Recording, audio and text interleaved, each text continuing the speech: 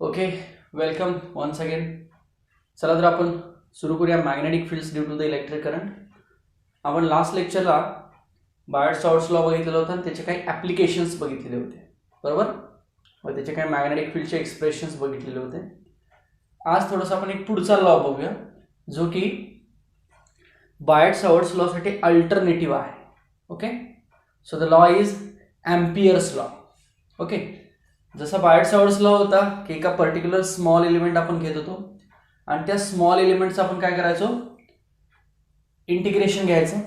Okay, किंवा त्या small एलिमेंटचं आपण आधी मॅग्नेटिक फील्ड फाइंड करायचो आणि मग त्याचं इंटिग्रेशन घ्यायचं, मग आपल्याला टोटल मॅग्नेटिक फील्ड मिळत होतं, बरोबर. सो डिफरंट केसेसमध्ये आपण बायट-सावर्ट्स लॉ कशा पद्धतीने अप्लाय होतो हे बघितलेलं होतं. आज आपण पुढचा लॉ बघूया, एम्पियर्स लॉ. याच लॉला एम्पियर्स सर्किटल लॉ असं सुद्धा म्हटलं जातं.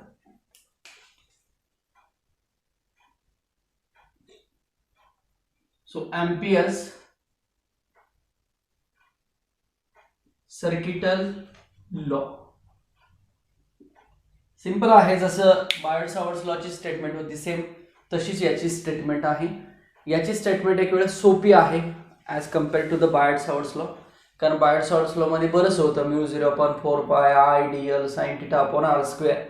याच्यामध्ये फारशा टर्म नाही आहेत. ओके, सो याच्यामध्ये एक कन्सेप्ट आहे, ती कन्सेप्ट आहे म्हणजे लाईन इंटिग्रलची कन्सेप्ट आहे. ओके, तर लाईन इंटिग्रल म्हणजे काय बघा, एक पर्टिक्युलर लूप असतो इथं, किंवा एक लाईन म्हणूया, एक लूप आहे. ओके, सो त्या पूर्ण लूपचं इंटिग्रेशन आपल्याला घेता येतं. त्याच्यामध्ये छोटासा पार्ट जर एक कन्सिडर केला तर आपल्याला टोटल लूपसाठी इंटिग्रेशन घेता येतं, म्हणजे लाईन इंटिग्रल म्हणतो आपण त्याला. ओके, सो या केसमध्ये लाईन इंटिग्रल घेतलं जातं आणि लाईन इंटिग्रल घेऊन मॅग्नेटिक फील्डची व्हॅल्यू काढली जाते. आता ती व्हॅल्यू कशी काढली जाते काय हे सगळं आपण बघूया, त्याची स्टेटमेंट काय आहे ते पण बघूया. वाटल्यास मी आधी स्टेटमेंट लिहितो आणि मग आपण त्याच्या काही बेसिक कन्सेप्ट्स आहेत त्या बघूया. स्टेटमेंट ही स्टँडर्ड असते, त्या पर्टिक्युलर सायंटिस्टने डिफाईन केलेली असते, म्हणजे μ0/4π ideal sine theta upon r square हे त्या सायंटिस्टने त्याच्यावरती काम करून हे प्रूव्ह केलेलं असतं.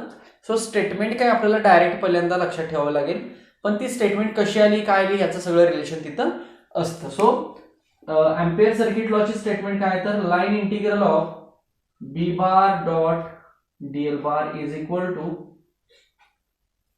μ0 into r. Okay, line integral of B bar dot Diehl bar is equal to μ0 into I. आता याच्यामधल्या सगळ्या टर्म्स आपल्याला ओळखता आहेत. What is mean by B bar, magnetic field. What is mean by dl bar, length.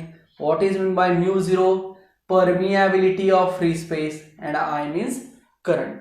Okay, so पुन्हा एकदा इथं current पहिल्यांदा पास होणार आहे आणि करंटमुळे मॅग्नेटिक फील्ड तयार होणार आहे.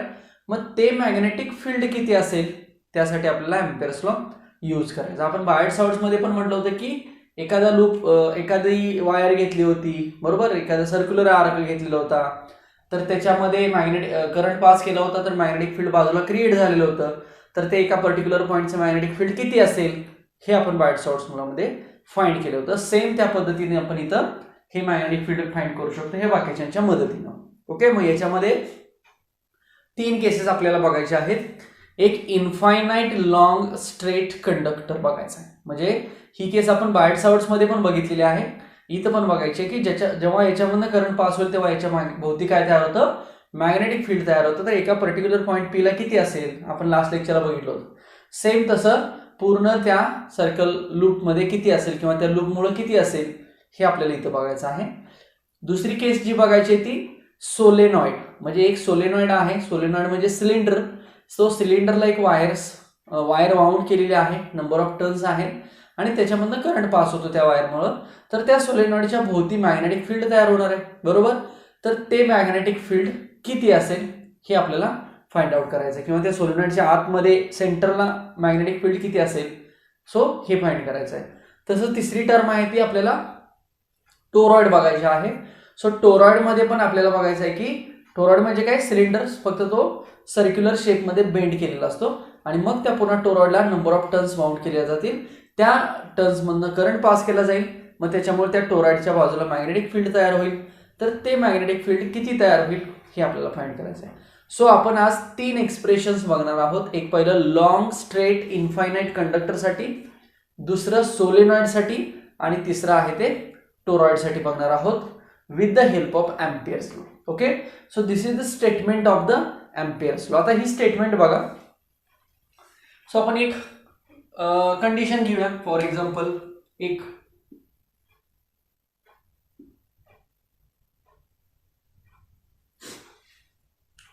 मी 3 कंडक्टर दाखवले जे की प्लेनला आता परपेंडिक्युलर आहेत. ओके, एक तर आत चाललेत किंवा बाहेर चाललेत. आपण याला म्हणतो की हा करंट आत चाललेला आहे. ओके, टुवर्ड्स द प्लेन म्हणूया किंवा प्लेन ऑफ द पेपर, आणि हे जे दोघं आहेत ते out of the plane of the paper आहेत. बरोबर. आता याच्या भोवती काय करूया, आपण एक इमॅजिनरी सर्कल ड्रॉ करूया. ओके, का तर करंट एखादा कंडक्टर असेल ज्याच्यामधनं करंट पास होत असेल, त्याच्या बाजूला काय तयार होतं, मॅग्नेटिक फील्ड तयार होतं असं आपण म्हणलं. सो एक तिघांसाठी आपण एक इमॅजिनरी सर्कल ड्रॉ केलेला आहे. आता या सर्कलवरती आपल्याला हे मॅग्नेटिक फील्ड आहे सर्कल म्हणजे. ओके, याला डायरेक्शन दाखवूया आपण. मग डायरेक्शन आपण कुठलीही दाखवू शकतो. ओके, म्हणजे तुम्ही इथं क्लॉकवाईज दाखवा किंवा अँटी क्लॉकवाईज दाखवा, काही फरक पडत नाही.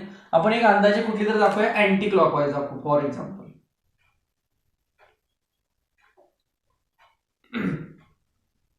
अँटी क्लॉकवाईज ना, लाईक दिस. ओके, क्लॉकवाईज म्हणलं की अशी असणार. So this is the anti clockwise. So आता ही जी डायरेक्शन आहे ही करंटच्या व्हॅल्यू आहेत. Suppose I1, I2, I3. ठीक आहे. तर आता ही डायरेक्शन अशी दिसते आपल्याला. ठीक आहे. मग जर ही डायरेक्शन अशी दिसत असेल लाईक दिस, तर आपण यातला कुठला करंट, म्हणजे आपण राईट हँड थंब रूल जर बघितला तर राईट हँड थंब रूल काय सांगतो, this is the direction of current and the curled finger represent the direction of magnetic field. बरोबर. तर मॅग्नेटिक फील्ड तर मिळालं आपल्याला या डायरेक्शनला. सो डायरेक्शन ऑफ करंट म्हणजे out of the plane of the paper, म्हणजे out of the plane of the paper म्हणजे कोण कोण आहे, I1 आणि I2 आहे. सो या केसमध्ये काय सांगायचं तर I1 आणि I2 पॉझिटिव्ह आहेत आणि I3 हा निगेटिव्ह आहे. म्हणजे इथला जर टोटल करंट आपण कन्सिडर केलं, कॅपिटल आय म्हणतो मी त्याला, हा जो आहे तो, हा कॅपिटल आय ऍक्च्युअली कोण असेल, I1 plus I2 minus I3 असेल. हे जर तुम्ही इकडे डायरेक्शन कन्सिडर केली तर काय होणार बघा, लाईक दिस असं होणार ना. मग हा I3 आतल्या साईडला तो पॉझिटिव्ह घ्यायचा, म्हणजे जो कॅपिटल आय आहे तो कोण असेल, I3 minus I1 minus I2 असेल. म्हणजे तुम्ही ज्या डायरेक्शनला मॅग्नेटिक फील्ड रिप्रेझेंट केलेलं आहे तर त्या डायरेक्शनवरती हे करंट प्लस कोण आणि मायनस कोण हे आपण ठरवायचे आहेत. लक्षात आलं. सो या केसमध्ये आपल्याला ही अशी कंडिशन इमॅजिन होते ना, right hand thumb rule. So curled finger represents the direction of magnetic field, that is B bar. Okay, and the I1 and I2 represents the direction of current. Therefore, I1 and I2 are the positive values. लक्षात आलं. So I3 बघा आता. So I3 inward आहे. Okay, so I3 जर inward असेल तर magnetic फील्डची direction ही अशी असणं अपेक्षित होतं, पण डायरेक्शन अशी, त्यामुळे I3 ला काय करायचं, निगेटिव्ह कन्सिडर करायचं. म्हणजे इथं जो लूप तयार झालेला आहे तो थोडक्यात I1, I2, I3 तिघांमुळे पण तयार झालेला आहे असं म्हणूया. पण ह्या लूपमध्ये तिघांचं कॉन्ट्रीब्युशन कसं आहे तर ह्या दोघांचं प्लस आहे आणि याचं मायनस आहे. कुणाचं प्लस कुणाचं मायनस ओळखलं कसं करायचं, जिथं ज्या करंटला right hand thumb rule satisfy होतोय ते करंट पॉझिटिव्ह दाखवायचे आणि राहिलेला करंट निगेटिव्ह दाखवायचा. म्हणजे ह्या दोन्ही करंटसाठी हा सॅटिस्फाय होतोय म्हणून हे आपण पॉझिटिव्ह म्हटलं. याच्यासाठी सॅटिस्फाय होत नाही, रिव्हर्स होतोय म्हणून ह्याला रिव्हर्स करंट म्हटलं. म्हणून हा जो लॉ आहे म्हणजे integration of B bar dot DL bar is equal to mu 0 आणि हा कॅपिटल आय म्हणजेच I1 plus I2 minus I3. आता इथं तिघ जण आहेत म्हणून इथं एकटाच असू शकतो, I1 असू शकतो, दोघ जण असू शकतात. मला सांगा, इथं जर फक्त I1 आणि I2 असे असते तर आपण फक्त I1 प्लस I2 लिहिलं असतं. इथं जर फक्त I2 आणि I3 असतं तर आपण I2 मायनस I3 लिहिलं असतं. लक्षात आलं. सो करंट कॉन्ट्रीब्युशन किती आहे ते फक्त त्या कॅपिटल आयच्या ठिकाणी मेन्शन करायचं. लक्षात आलं, कारण हा कॅपिटल आय म्हणजे टोटल करंट आहे तिथला, त्या ठिकाणचा असलेला टोटल करंट. ओके, सो त्या टोटल करंटमुळं कॉन्ट्रीब्युशन झालेला करंट हा थोडक्यात असा असेल. कोण प्लस असेल कोण मायनस असेल हे आपल्याला याच्यावरनं फाइंड करता येतं. Okay, so this is the condition of the ampere circuital law. आता बघा, हा जो लूप तयार झालेला आहे एक प्रकारचा सर्कल आहे. ओके, सो हा जो लूप आहे या लूपला एम्पियर्स लूप म्हटलं जातं किंवा एम्पेरियन लूप म्हटलं जातं. So this loop is nothing but Amperian loop. हा जो लूप तयार झालेला आहे त्या करंटच्या मुळे कंडक्टरच्या भोवती त्याला एम्पियर लूप तयार झालेला आहे असं म्हटलं जातं. हा लूप सर्कल पण असतो, स्क्वेअर पण कधी कधी कन्सिडर होतो बघा. म्हणजे सोलेनॉइडच्या केसमध्ये तो लूप स्क्वेअर मध्ये येतो. मग त्या पूर्ण लूपचं आपल्याला काय घेता येतं, इंटिग्रेशन घेता येतं. त्याला म्हणून त्याला काय म्हटलं जातं, लाईन इंटिग्रेशन म्हटलं जातं. So this is nothing but the ampere loop. Okay, this is the direction of B bar. झाला करंट, म्यू झिरो काय कॉन्स्टंट. आता राहिले कोण बघा, डीएल, लेंथ राहिलेली आहे.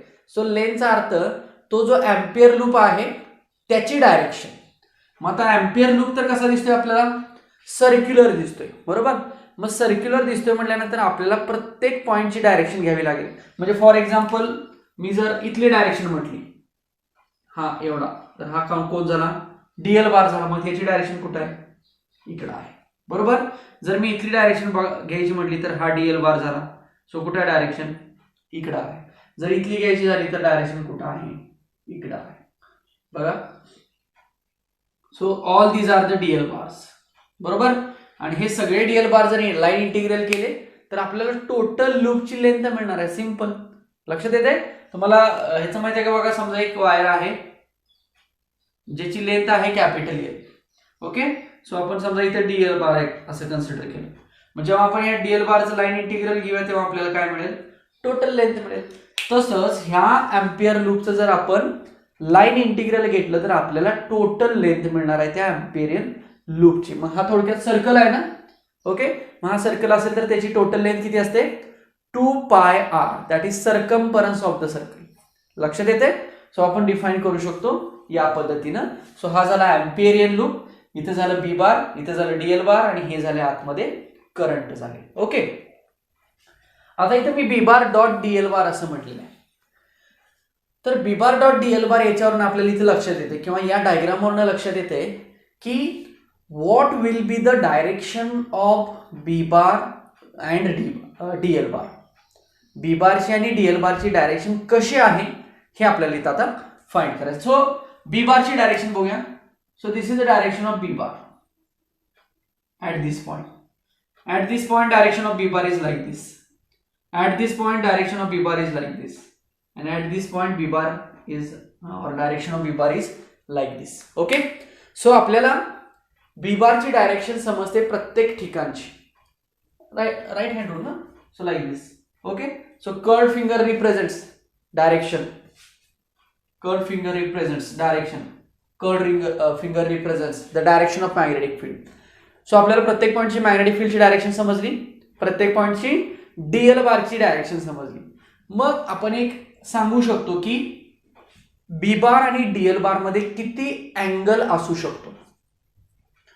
दोघांच्याही डायरेक्शन बघितल्या, बी बारची पण बघितली, डीएल बारची पण बघितली. सो दोघांच्या मध्ये किती अँगल असू शकतो हे आपण ह्या केसवरून सांगू शकतो. बघा, डीएल बार हा छोटासा आहे ना, छोटीशी लेंथ म्हणजे डीएल बार. सो इथं डीएल बार आहे आणि इथंच बी बार आहे. ओके, सो आपण म्हणू शकतो की दोघं पण सेम डायरेक्शनला आहेत. इथं बघा, इथं छोटासा डीएल बार आहे, बी बार इकडेच आहे, दोघं सेम डायरेक्शनला आहेत.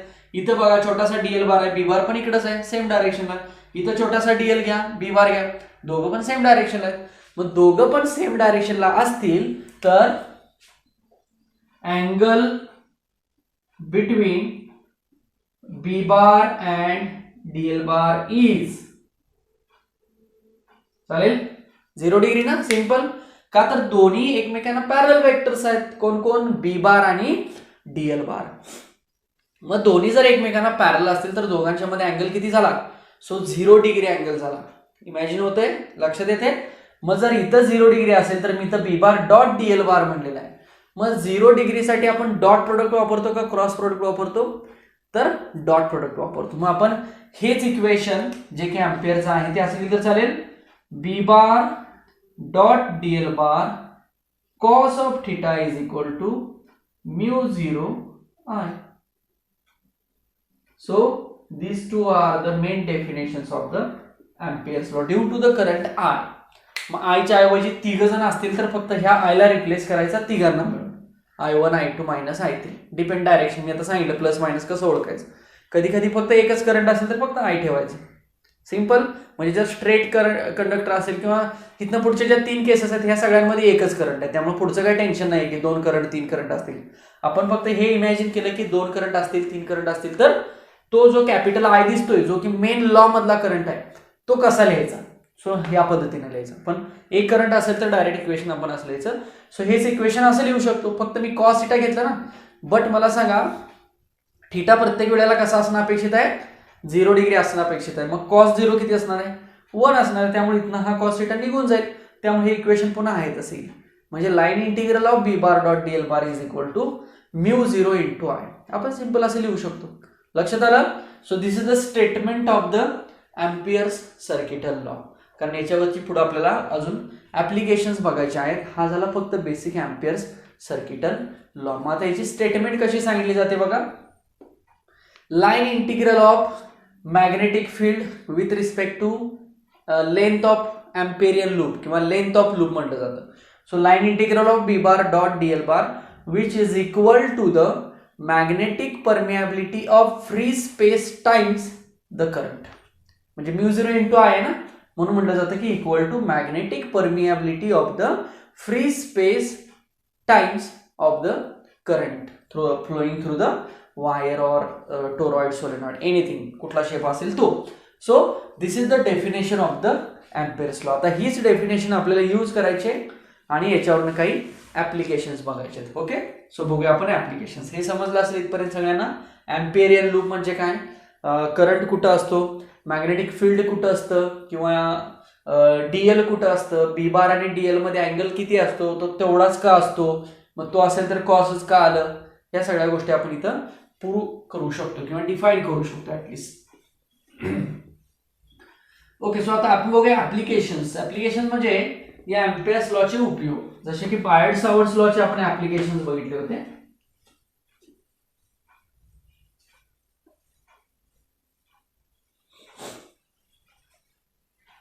Okay.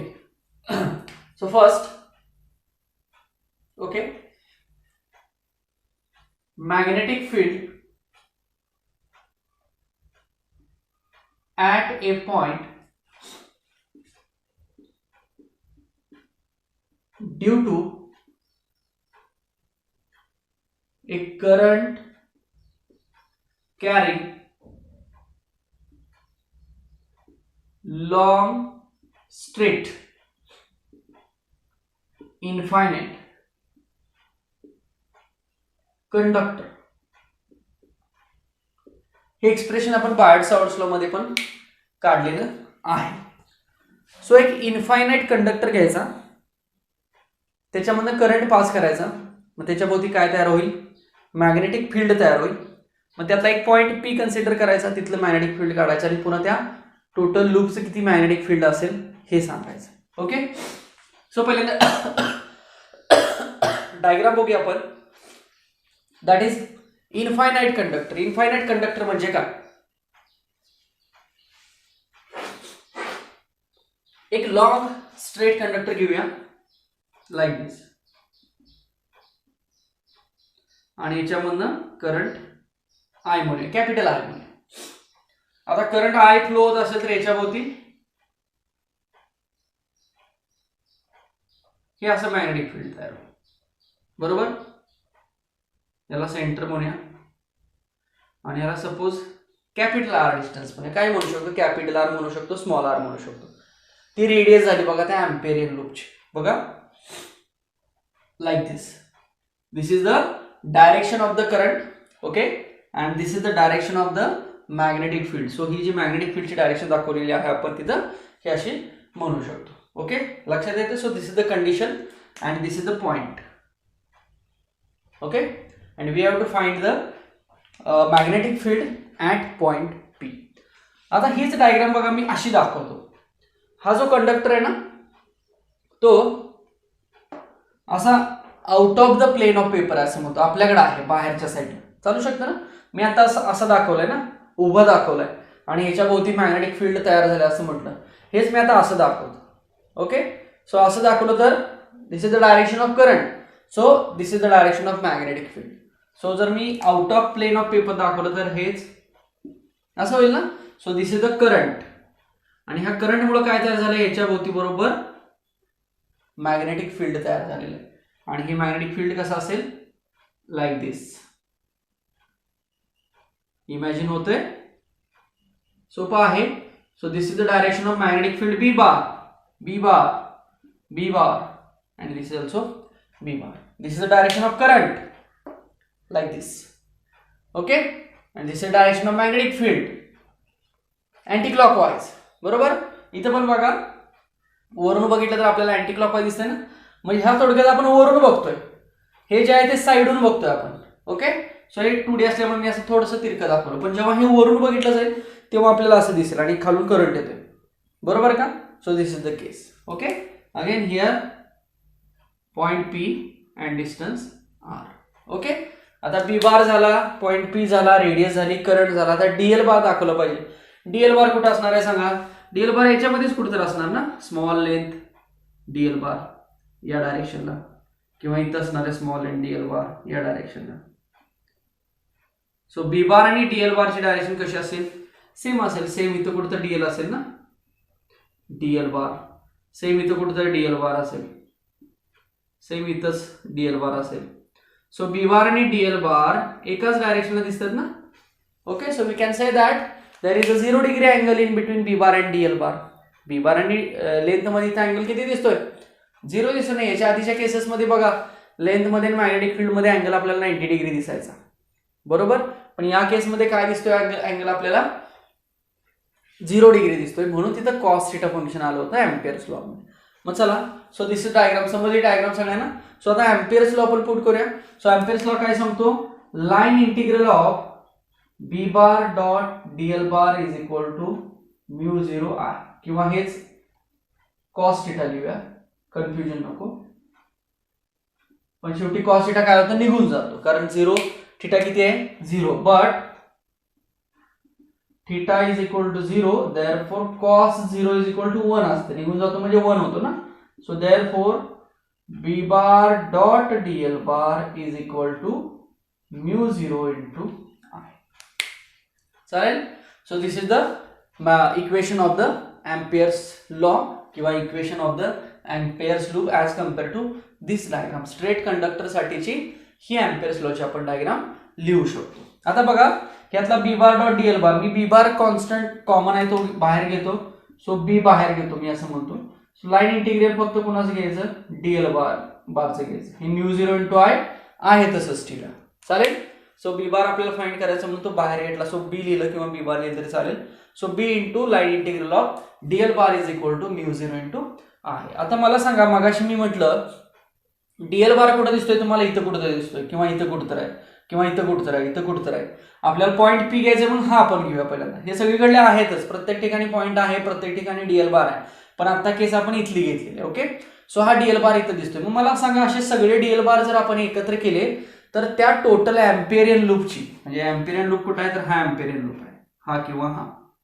This is nothing but the amperian loop. Amperian loop म्हणजे काय, इमॅजिनरी लूप आहे जो की मॅग्नेटिक फील्ड दाखवतो थोडक्यात. ठीक आहे, मग किंवा मॅग्नेटिक फील्ड तिथं असू शकतं असं दाखवतो. म्हणजे एखादा कंडक्टर असेल त्याच्याभोवती इथं मॅग्नेटिक फील्ड असेल, तो एम्पिरियन लूप दाखवतो. सो मला सांगा, जर DLचं इंटिग्रेशन घेतलं आपण तर एका सर्कलची टोटल लेंथ किती असते, circumference of the circle. So DLचे सगळे इंटिग्रेशन जर एकत्र केले, इंटिग्रेट केले, सगळे DL आपण जर एकत्र केले तर आपल्याला टोटल सर्कलची लेंथ मिळाली. मग टोटल सर्कलची लेंथ झाली 2πr झाली. So therefore B is equal B into 2π capital R घेतो मी, कारण रेडियस कॅपिटल R घेतली ना, स्मॉल r घेतली असते तर स्मॉल r लिहिलं असतं. Is equal to mu 0 into I. So therefore B is equal to mu 0 upon 2π I upon R. मग आठवतंय का. सो हे जे इक्वेशन आहे हे इक्वेशन मॅग्नेटिक फील्डचं आहे ऍट पॉइंट P आहे. लक्षात आलं. सो हे इक्वेशन इथपर्यंत सांगितलं तरी चालू शकते. याच्या पुढे या इक्वेशन मध्ये चेंजेस केले जातात. ते चेंजेस काय केले जातात बघा. याच्या आधी जो मागचा सिलेबस होता त्या मागच्या सिलेबसमध्ये इथपर्यंतच इक्वेशन सांगितलं जायचं, μ0/2πi/r. हेच बायट-सावर्ट्स लॉ मध्ये पण सेम होतं. पण इथं काय केलं जातं की पूर्ण लूपचा विचार केला जातो पुन्हा. मग पुन्हा काय केलं जातं, पूर्ण लूपसाठी 0 to 2π इंटिग्रेशन घेतलं जातं त्याचं, आणि मग ह्या इक्वेशनमध्ये पुन्हा चेंजेस केले जातात. ते आता या वर्षीच्या सिलेबसमध्ये आलेले आहेत. पण दिस इज व्हेरी इम्पॉर्टंट इक्वेशन. हे महत्वाचं इक्वेशन आहे. याच्यामध्ये ती स्टडी केस आपण म्हणू शकतो, कारण लास्ट सिलेबसला ते नव्हतं, किंवा इव्हन सीबीएसईच्या बोर्डला जो सिलेबस आहे त्याच्यामध्ये सुद्धा हेच इक्वेशन फायनलाइज केलं जातं. म्हणजे एखादा स्ट्रेट कंडक्टर आहे, त्याच्याभोवती मॅग्नेटिक फील्ड क्रिएट होत असेल तर एखाद्या पर्टिक्युलर पॉईंटचं मॅग्नेटिक फील्ड किती असेल ते म्हणजे एवढं सांगितलं जातं. ओके, आता याच्यामध्ये चेंजेस मी म्हटलं ते कसे केले जातात बघा. इथं लिहितो मी. सो बी तर आपल्याला मिळाला μ0/2πi/r. ठीक आहे. मग आपल्याला b bar dot Diehl bar पुन्हा फाइंड करायचा असतो. So equal to line integral of b bar मग किती घेतलं जातं, μ0/2πi/r इंटू डीएल बार. ओके, म्हणजे हे सॉल्व्ह करतोय आपण. So which is again equal to, तर यातला μ0i/2πr म्हणूया, आणि हे डीएल बार घेतलं जातं इथं. ओके, सो हे डीएल बार पुन्हा इंटिग्रेट केलं जातं. सो डीएल बारला पुन्हा इंटिग्रेट काय म्हटलं जातं, 2πr. सो 2πr कॅन्सल होणार, शेवटी μ0i राहणार आहे. पण ह्या डीएल बार बद्दल बघा आपण काय घेऊ शकतो, μ0i/2πr line integral of r into D theta घेऊ शकतो. डी थिटा म्हणजे इथला स्मॉलेस्ट अँगल कन्सिडर केलं जातं. सो तो जर डी थिटा इथे घेतला तर राहिलं काय, r इंटू डी थिटा. आता हा r म्हणजे कॅपिटल r आहे actually, radius.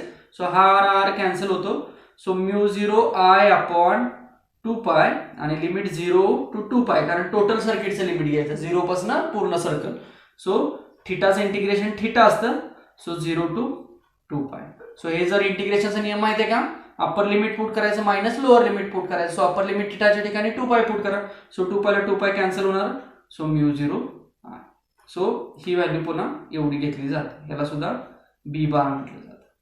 Okay, μ0 but I think this is the important and main equation that is due to the long straight current carrying conductor. यावर्षी हे ॲडिशनल याच्यामध्ये एक step दिलेली आहे की 0 to 2π पर्यंत लाईन इंटिग्रल घेऊन या इक्वेशन मध्ये चेंजेस करून ते μ0 into i इतकं मिळवलेलं आहे.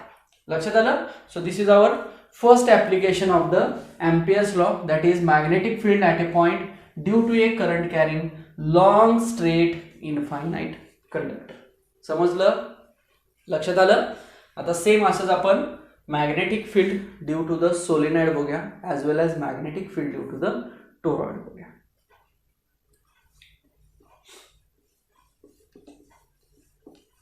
So we will see the second application of the Ampere's law. दुसरा उपयोग जो आहे सोलेनॉइड मध्ये. आता सोलेनॉइड म्हणजे आधी काय बघूया.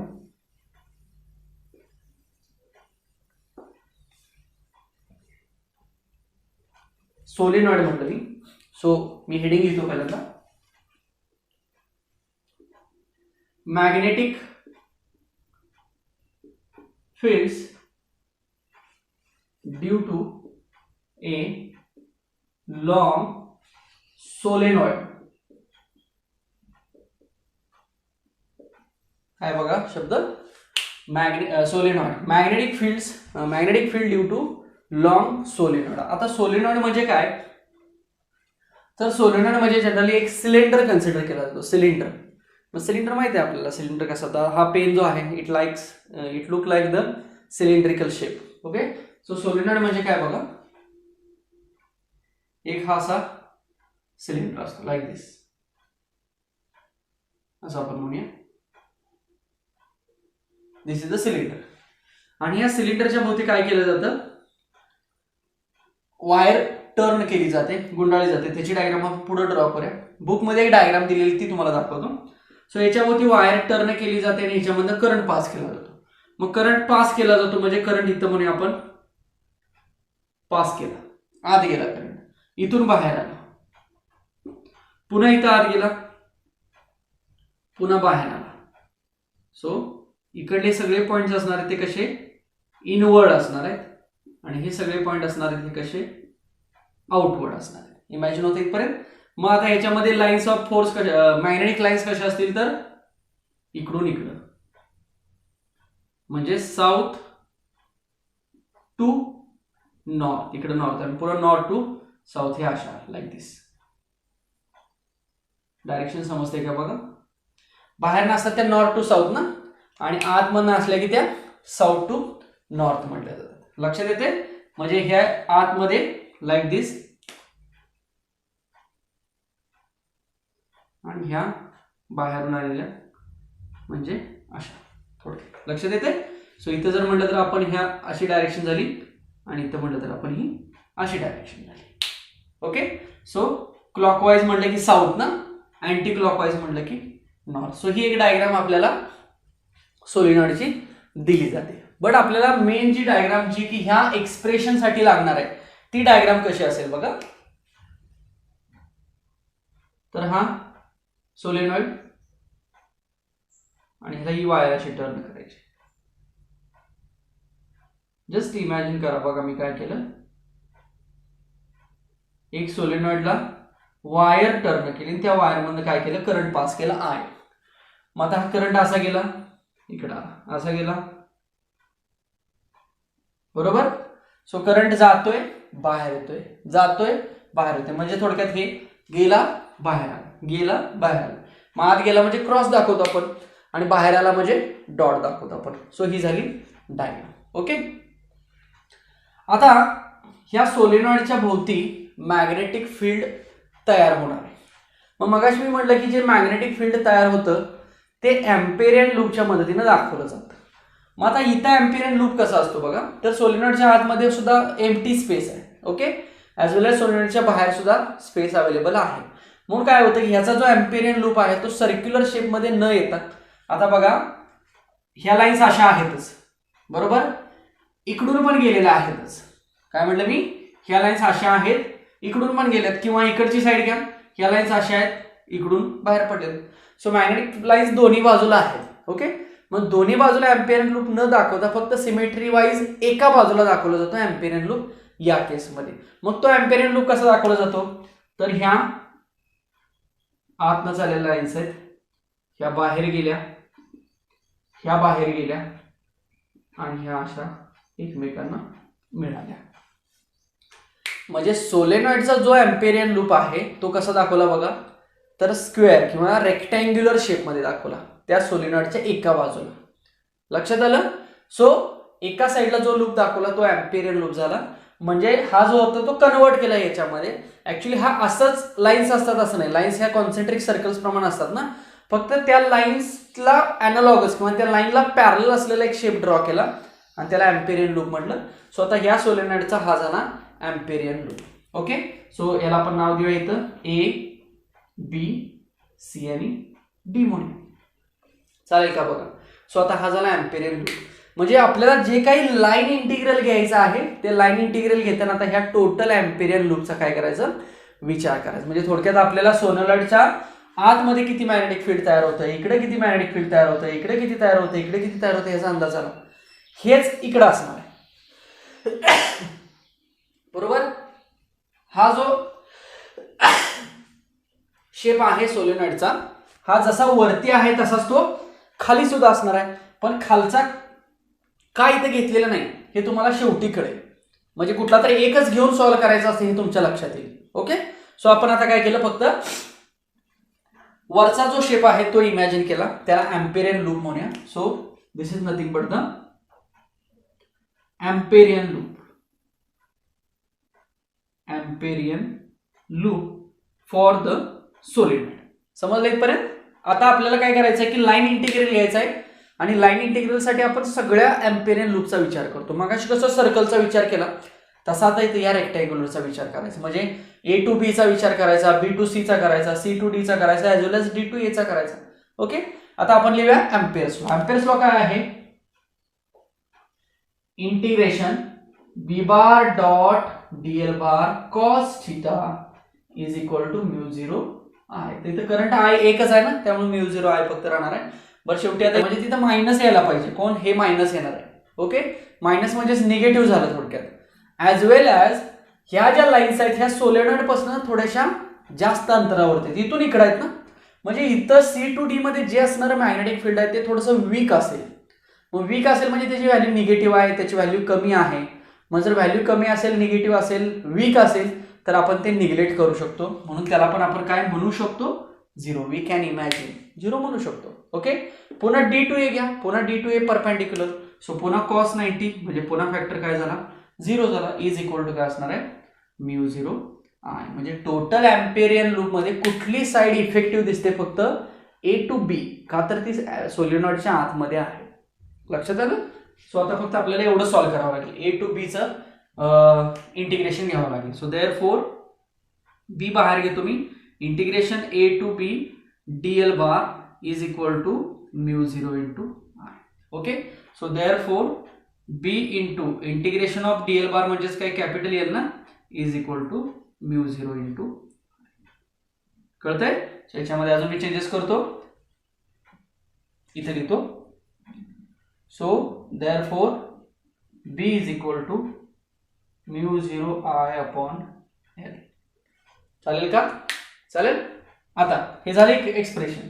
पण अजून एक मी आता स्टडी केस काय सांगतो बघा.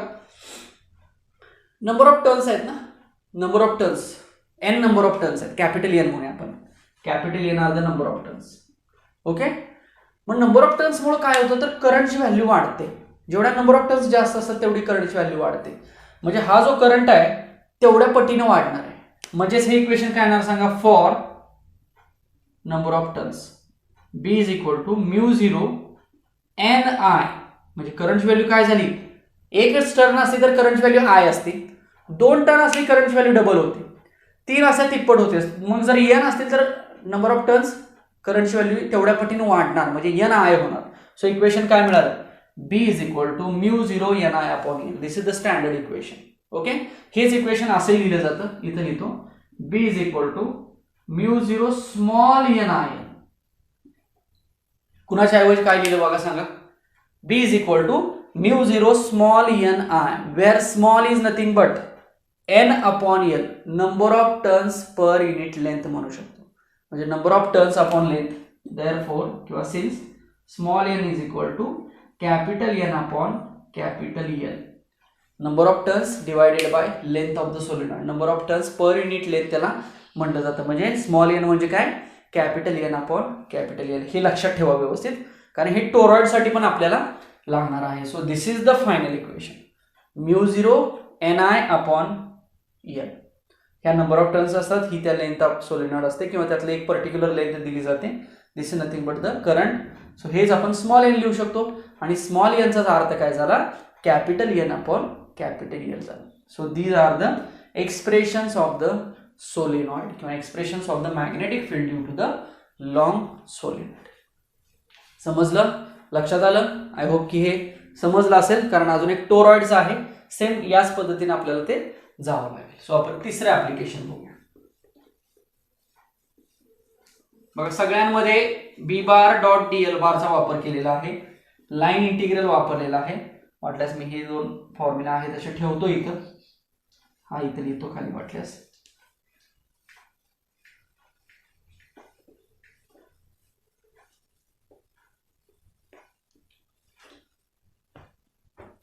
काय लिहितो आपण, so B is equal to mu zero N upon L I.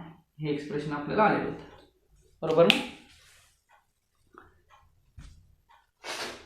चलता टोरॉइड साठी लिहूया. टोरॉइड तिसरं ऍप्लिकेशन, एम्पियर सर्किटल लॉचं थर्ड ऍप्लिकेशन म्हणूया आपण. सो मॅग्नेटिक फील्ड्स किंवा magnetic field due to a toroid.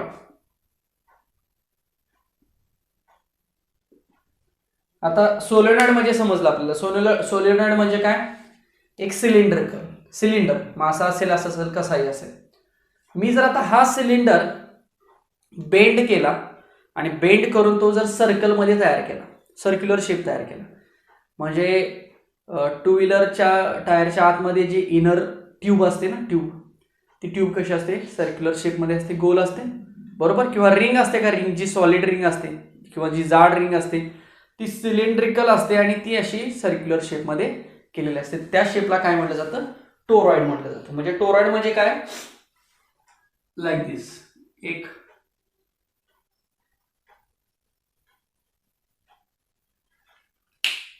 Cylindrical शेपमध्ये एक ट्यूब किंवा सिलेंड्रिकल शेप जो आहे तो बेंड केला जातो सर्क्युलर मध्ये, आणि हे मी आतलं दाखवलं त्याचं, आणि ही बाहेरची बाजू ही अशी लाईक दिस. समजतंय? स्वतः याच्यामध्ये आपण करंट पास करूया असा.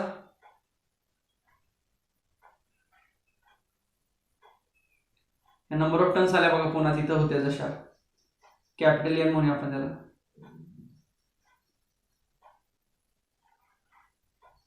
सो इथनं करंट पास केला आय, इथनं करंट बाहेर आला, इथं सेंटर असेल, इथं पॉईंट कुठं पी असेल, याचं डिस्टन्स स्मॉल आर घेऊया.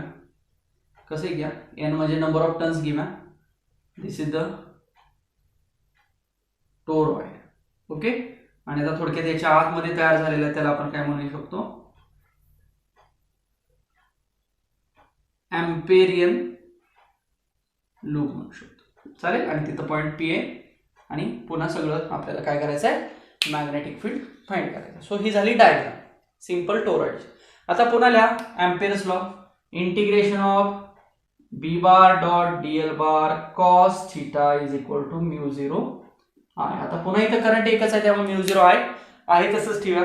पुन्हा इथं कॉस थीटा म्हणजे थीटा म्हणजे काय, बी बार आणि डीएल बार. मग इथली लेंथ जर बघितली बी बार प्रत्येक पॉईंट मागाच्या सारखीच कंडिशन, थीटा 0 असेल, सो कॉस थीटा कॉस 0 1 होणार आहे. सो राहणार फक्त काय, integration of B bar dot Diehl bar is equal to mu zero into I राहणार आहे. आता हा आय नंबर ऑफ टर्न्स मुळे एन आय सुद्धा होणार आहे, पण ते आपण पुढे चेंज करूया. So B integration of DL bar is equal to mu zero into I राहणार आहे. बरोबर. सो आता इंटिग्रेशन ऑफ डीएल बार म्हणजे काय, इथली एक छोटीशी लेंथ होती, या सगळ्याचं इंटिग्रेशन घेतोय आपण ना. मग सगळ्याचं इंटिग्रेशन म्हणजे काय, 2 पाय आर. सो बी into 2 pi R, capital R घेऊया, मगाशी आपण कॅपिटल आर म्हटलेलं आहे. आपल्याला नोटेशन पाहिजे ते आपण घेऊ शकतो, फक्त कन्फ्युजन नको. 2 pi R is equal to mu zero into I. So therefore B is equal to mu zero I upon 2 pi R. चालेल. मग हेच नंबर ऑफ टर्न साठी काय होणार, कारण एन नंबर ऑफ टर्न्स आहेत ना तिथं. So therefore B is equal to mu zero N I होणार आयच्या ऐवजी, आणि अपॉन हे कोण 2 pi R. So this is the expression. हेच एक्सप्रेशन आपण असं लिहूया का, therefore B is equal to mu zero small N I लिहितो मी. चालेल, चालू शकतं. जसं इथं लिहिलंय ना, सेम इक्वेशन दोन्हीमध्ये सेम आहे, फक्त कोणाची व्हॅल्यू बदल आहे. बट और सिन्स स्मॉल एन किती आहे इथं, capital N upon 2 pi R, हा फरक आहे. मात्र इथं काय होतं, small N capital N upon length of the solenoid होतं, पण इथं capital N upon length of the toroid. म्हणजे सर्कम्फरन्स जो टोरॉइड सर्कल आहे ना एक प्रकारचा, सो त्याची जी काय लेंथ असेल 2 पाय आर ती असणार आहे. So number of turns per unit length म्हणूया, फक्त इथली जी लेंथ आहे ती 2 पाय आर असणार. एवढाच फरक आहे सोलेनॉइड मध्ये आणि टोरॉइड मध्ये. लक्षात आलं का बघा, दोन्ही फॉर्म्युले समजले, सोलेनॉइडचा आणि हा toroid. So this is the expression for the toroid. समजलं. And this toroid is the or ampere's law is the last point of this topic. So या पॉइंटला हा टॉपिक सगळा थिओरॉटिकली संपतो. लक्षात आलं. सो आता याच्यावर जे काही क्वेश्चन्स आहेत ते आपण डिस्कस करूया. आय होप की इथपर्यंत व्यवस्थित समजलेलं असेल तुम्हाला.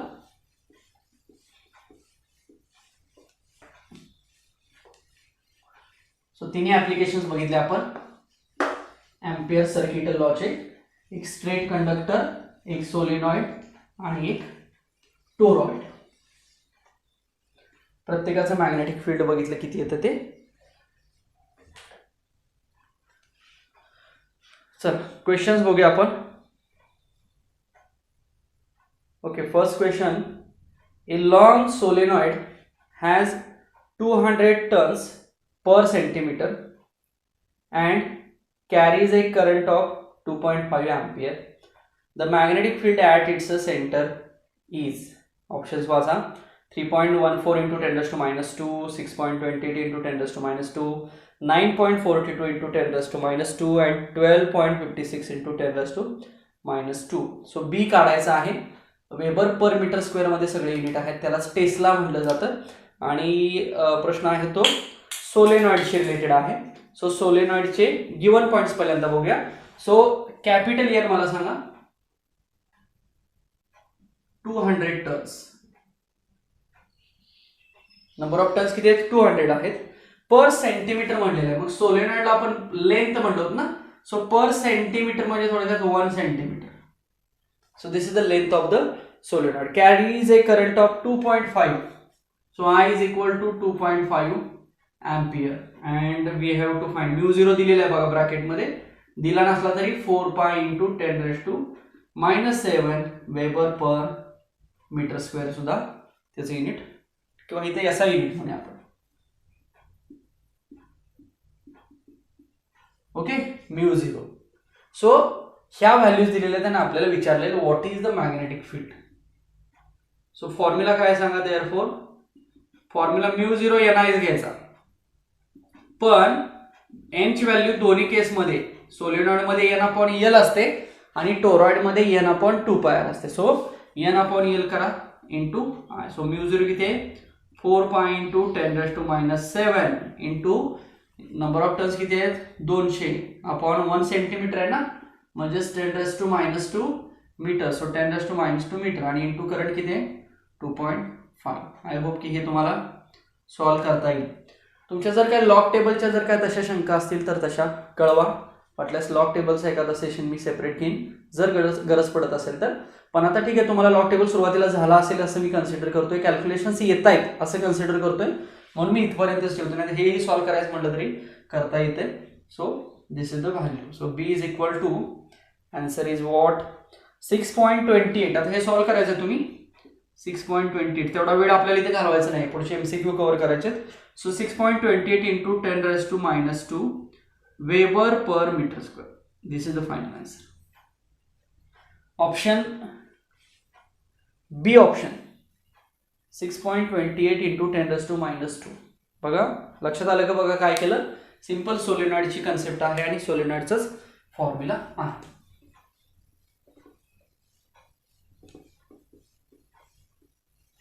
नेक्स्ट सेकंड बघूया.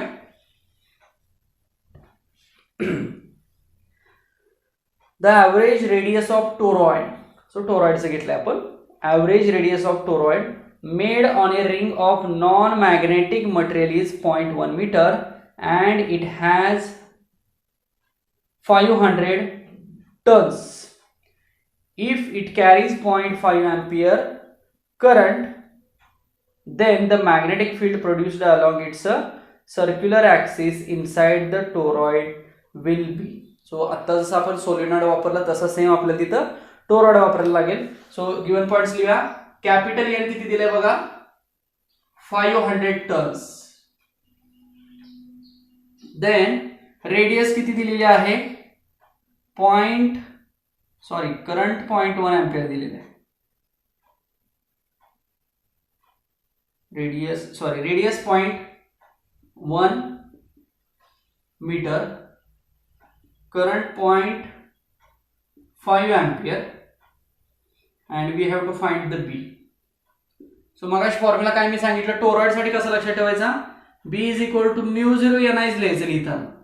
सोलेनॉइड साठी सुद्धा तोच लिहायचा, टोरॉइड साठी सुद्धा तोच लिहायचा, फक्त हा जो स्मॉल एन आहे तो रिप्लेस करायचा. So B is equal to mu 0 small N R capital N/2πr into.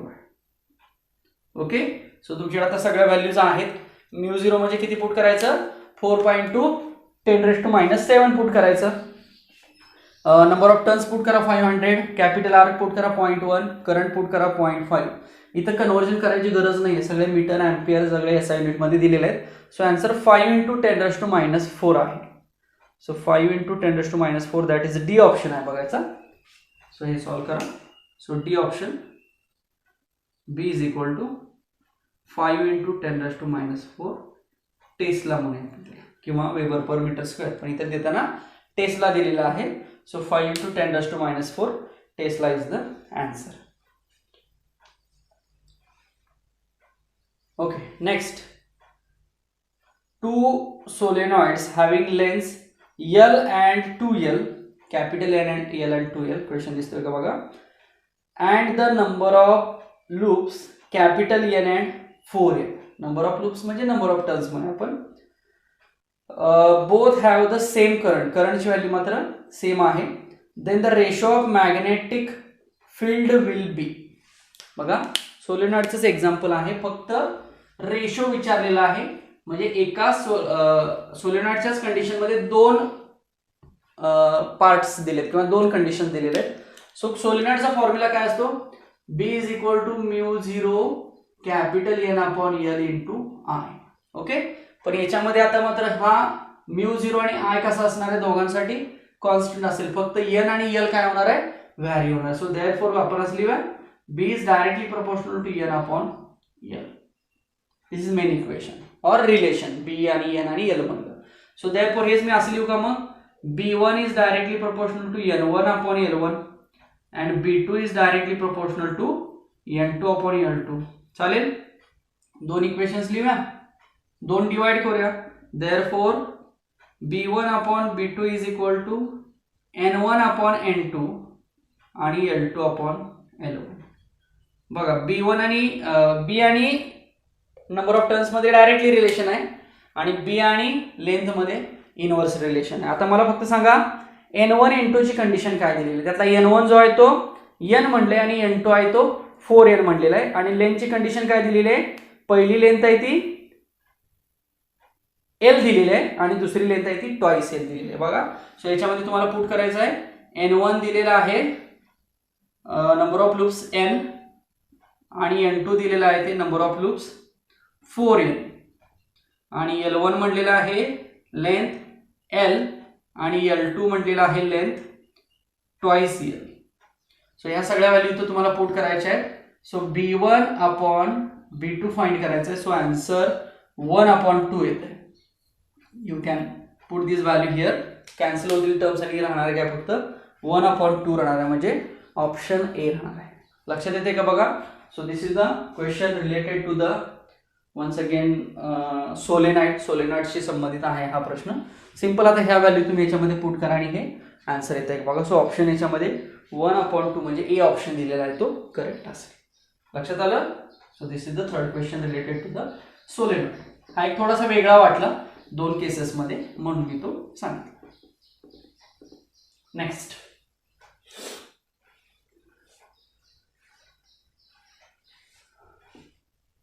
a winding wire which is used to frame a solenoid can bear a maximum 10 ampere current. एक सोलेनॉइडचं example, हे थोडंसं लेंदी आहे example म्हणून. 10 ampere current आहे solenoid मधनं.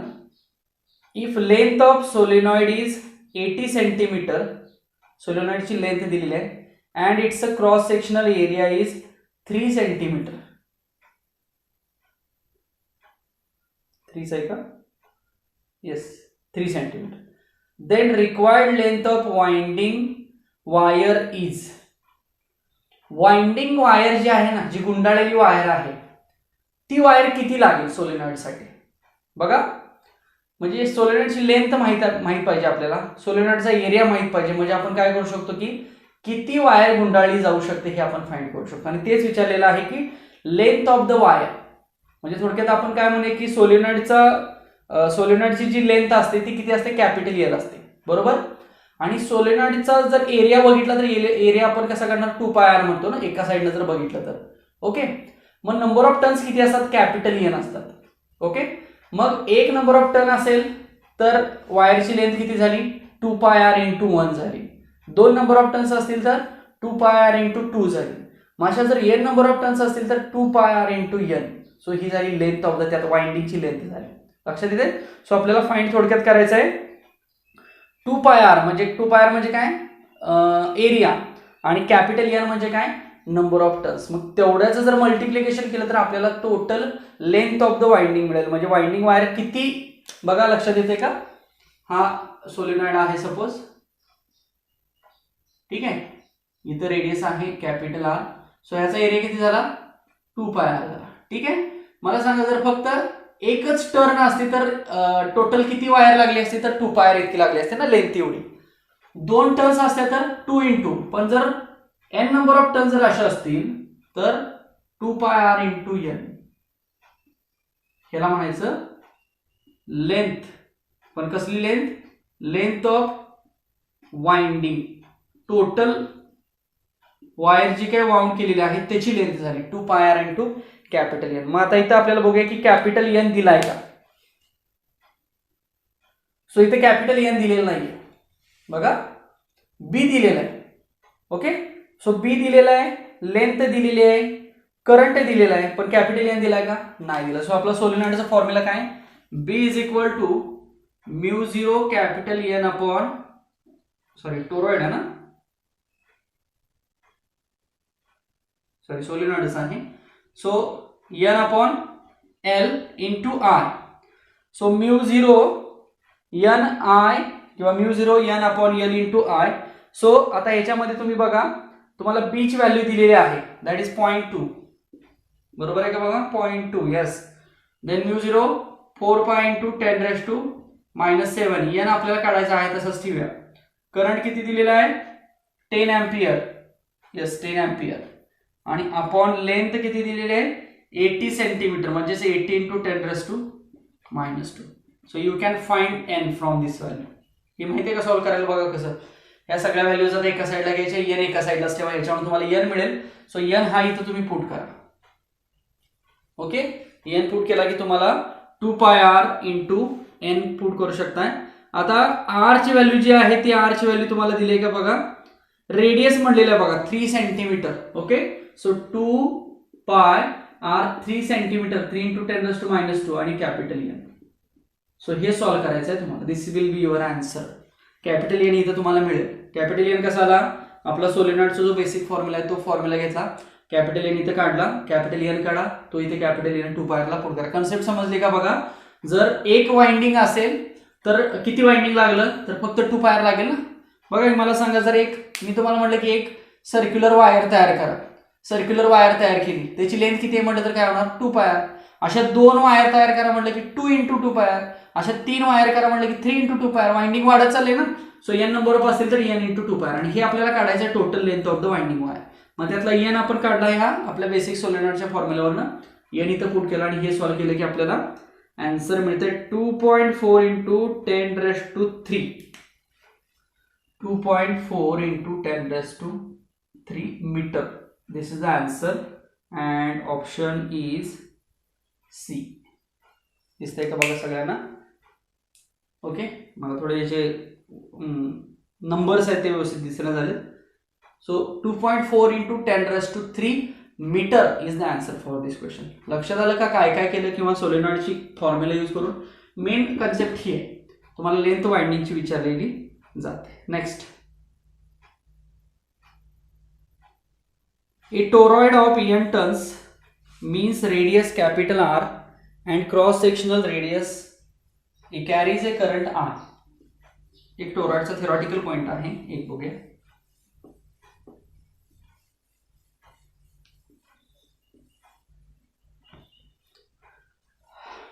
It is placed on a horizontal table taken as xy plane. Its magnetic moment M is, its magnetic moment M is, options आहेत, is non-zero and points in the z direction by symmetry, points along the axis of toroid. तीसरा आहे is zero, otherwise then would be a falling as किंवा zero म्हणा फक्त. D आहे तो is pointing radially outward. So toroid च्या केसमध्ये, आता टोरॉइड म्हणजे आपण काय बघितलं होतं, तर एक असा सिलेंडर बघितलं होता. आता टोरॉइडचा हा झाला इनसाइड आणि हा झाला आउटसाइड. तर मला सांगा, आपण मगाच्या केसमध्ये ह्या इनसाइडचा आणि ह्या आउटसाइडचा विचार केलाय का? तर केलेला नाही. आपण फक्त टोरॉइडच्या आतमधला विचार केला. टोरॉइडचा जो ऍक्सिस आहे आतमधला, त्या ऍक्सिसचा फक्त आपण विचार केला होता. आठवतंय का बघा?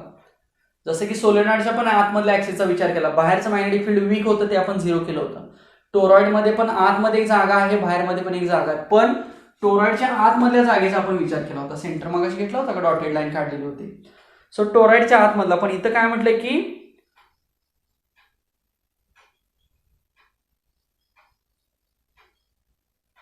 इट्स मॅग्नेटिक मोमेंट विचारलेला आहे. पण आता मला सांगा, टोरॉइडच्या आतमध्ये स्पेस जो आहे तो कसा आहे, एम्प्टी स्पेस आहे. टोरॉइडच्या बाहेरचा स्पेस कसा आहे, एम्प्टी स्पेस आहे. मग इथं करंट, मॅग्नेटिक फील्ड याच्या व्हॅल्यूज आपण घेतो का, तर घेत नाही. तर याच्या व्हॅल्यू सगळ्या काय असतात, 0 असतात. मग जर करंटची व्हॅल्यू आपण जर 0 म्हटलं तर मॅग्नेटिक मोमेंट या केसमध्ये सांगता येईल का, येणार नाही. सो याला आपल्याला आन्सर काय म्हणावं लागेल, सी आन्सर म्हणावं लागेल. लक्षात येते का बघा. So answer is 0.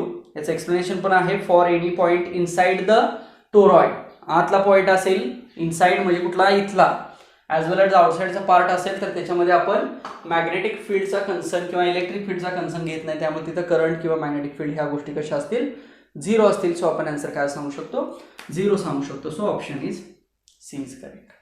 लक्षात आलं का बघा. So these are some questions related to the toroid and solenoid. अजूनही आहेत, पण ते तुम्हाला टेस्टला मिळतील क्वेश्चन्स. टेस्टला तुम्हाला ते सॉल्व्ह करायला मिळतील. बरेचसे क्वेश्चन्स आपण सॉल्व्ह करू शकतो याच्यावरती. जेवढं कन्सेप्ट क्लिअर असेल किंवा जेवढं प्रॅक्टिस करता येईल तेवढं तुम्हाला हे सगळे क्वेश्चन्स जेई मेन लेवलचे मी घ्यायचा प्रयत्न करतो. पुन्हा एकदा सांगतो, कारण मी जे क्वेश्चन घेतो ते जेई मेनच्या बुकमधले किंवा त्या लेवलचे क्वेश्चन्स घेतो. त्याचा फायदा तुम्हाला जास्त होईल आपण जरी सीईटीचा अभ्यास करत असलो तरी. त्यामुळं हे क्वेश्चन्स आणि जे काही टेस्ट येईल त्या टेस्टमधले सगळे क्वेश्चन्स व्यवस्थित सॉल्व्ह करायचा प्रयत्न करा. डेफिनेटली हे समजून जाईल. जेवढं रिवाईज कराल, जेवढा आता पहिल्या लेक्चरचा जेवढा अभ्यास कराल तेवढं ते चांगलं आहे. नाहीतर मागचं लेक्चर गेल्यानंतर पुन्हा त्याचा अभ्यास नाही केला की तितकंसं ते पुन्हा आठवणार नाही. त्यामुळे ते रिवाईज करायचा प्रयत्न करा. ओके. सो आज आपण काय काय बघितलं, ॲम्पियर्स लॉ बघितला. पहिल्यांदा ॲम्पियर्स लॉची स्टेटमेंट बघितली. ॲम्पियर्स लॉवरून आपण 3 ॲप्लिकेशन बघितले. एक लॉंग स्ट्रेट कंडक्टर, एक सोलेनॉइड आणि एक टोरॉइड. आणि तिन्ही केसमधलं मॅग्नेटिक फील्ड किती असतं हे आपण बघितलं. लक्षात येते. पहिलं जे बघितलं ते μ0/2πr × I बघितलं. सोलेनॉइडचं बघितलं जे μ0n. टोरॉइडला पण तेच μ0n. फक्त जो n आहे ना, स्मॉल n, त्याला सोलेनॉइडसाठी कॅपिटल N आपण L म्हणायचं आणि टोरॉइडसाठी कॅपिटल N आपण 2πr म्हणायचं. एवढा फरक त्या दोघांमध्ये करायचा म्हणजे आपल्याला ते सॉल्व्ह करता येतं. सो हे सगळे फॉर्म्युलेज बघितले, याची कन्सेप्ट बघितली. बेसिक कसं आलं किंवा ॲम्पियर्स लॉ तसाच काय इमॅजिन केला असेल. मी तुम्हाला म्हटलं की जरी लॉ असेल, जरी ते स्टेटमेंट असेल तर त्याला काहीतरी रिझन असतो. ते तसंच का घेतलं, मग डायरेक्शन असेल, मॅग्नेट्यूड असेल किंवा त्याची व्हॅल्यू असेल, हे तिथं काहीतरी रिझन असतो म्हणून ते कन्सिडर केलेलं असतं. सो तशा फॉर्ममध्ये हा ॲम्पियर्स लॉ डिफाईन केलेला आहे, जो की अल्टरनेट मेथड आहे बायट-सावर्ट्स लॉसाठी. ओके. म्हणजे काही लिमिटेशन्स असतात प्रत्येक लॉमध्ये. सो ते लिमिटेशन्स मग दुसऱ्या लॉच्या मदतीनं ओव्हरकम केले जातात. त्या अनुषंगानंच बायट-सावर्ट्स आणि ॲम्पियर्स लॉ दोन्ही इन्व्हेंट केलेले आहे. सो आय होप की हे लेक्चर क्लिअर झालं असेल सगळ्यांना. काही शंका असतील तर डेफिनेटली विचारा. आपण भेटूया पुढच्या लेक्चरमध्ये. असंच एक पॉईंट घेऊन किंवा याचे काही न्यूमरिकल्स असतील तर ते आपण बघूया. सो भेटूया आपण पुढच्या लेक्चरमध्ये. तोपर्यंत झालेल्या सगळ्या लेक्चरचा व्यवस्थित अभ्यास करा. By self hand written notes काढायचा प्रयत्न करा. बुक जवळ असेल तर ते रेफर करा. त्यामधनं काही शंका असेल तर डेफिनेटली विचारा. आपण भेटूया पुढच्या लेक्चरला. Thank you so much. ओके.